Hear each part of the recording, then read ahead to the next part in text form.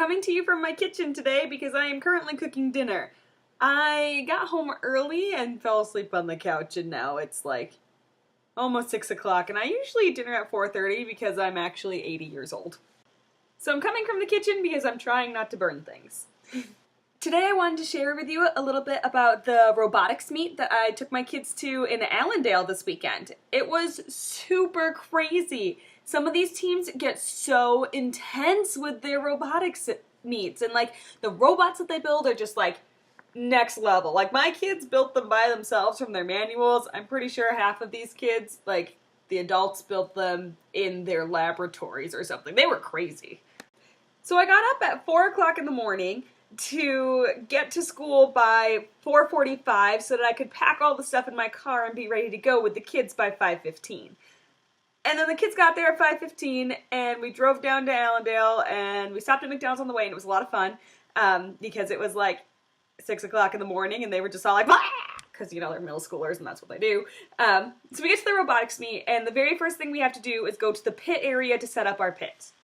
The pit is the section of the school where all of the different robots have like their maintenance stations, and our pit, we had both of our tables were right next to each other, so it worked out really, really well. Most schools took 15 kids on one team. I took 10 kids on two teams, and I was the coach for both. Mind you, I don't know anything about robots, so coaching robotics has been a huge stretch for me, and this was like super killer. It was a lot of fun though. So we go and we get our pit set up, and we get the two robots out, and the very first thing that we need to do is take them over to inspection. And so we pick up our robots and we bring them over to inspection, and we start to get them inspected. And the very first thing they said is, you guys need a power switch. But if you'll remember from my video 2 weeks ago, our robots have power switches, but they weren't the right power switches. We needed external power switches, which we didn't have any of. And so cue Jess freaking out here, because I thought that my kids weren't going to be able to compete in the robotics meet at all. And this is where I give a huge shout out to the West Catholic team, because their mentors literally helped us. They went around to all of the other robotics teams and like, hey, do you have a spare one of this? Do you have a spare one of that? Do you have a spare one of this? And then he brought it over to our robots, rewired, reconfigured, and reattached everything so that my kids could compete. It was the most amazing act that I have ever seen. And then after all of that, we were able to compete, and we got our kids going, and everything was inspected, and it was actually really cool. Here's a clip. Side note, if you're interested in what the kids were trying to do with the robot, I have linked down in the description to the challenge. It's called the First Tech Challenge, and it's called Relic Recovery. So there's like a whole bunch of different ways that they could earn points. So check that out if you're interested.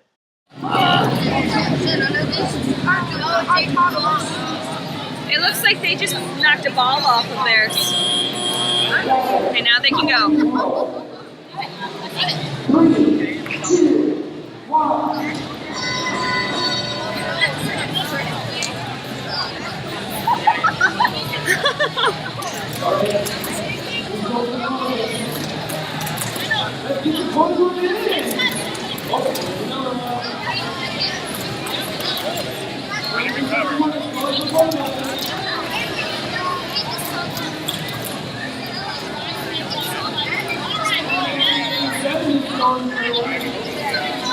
Yeah!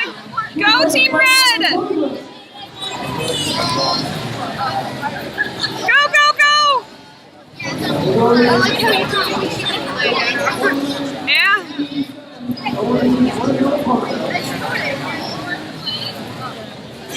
Yeah, there you go. Get it, guys, get it.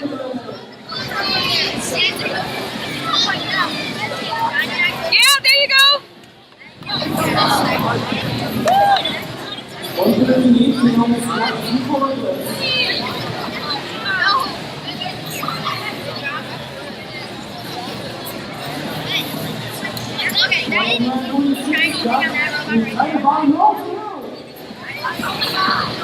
They're going for a double stack though, setting up that right in front of them. That's hard.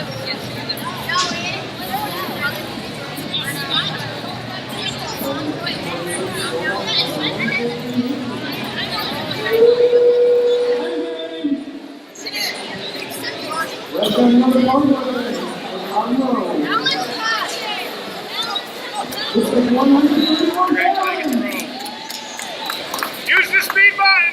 Get on the balance board!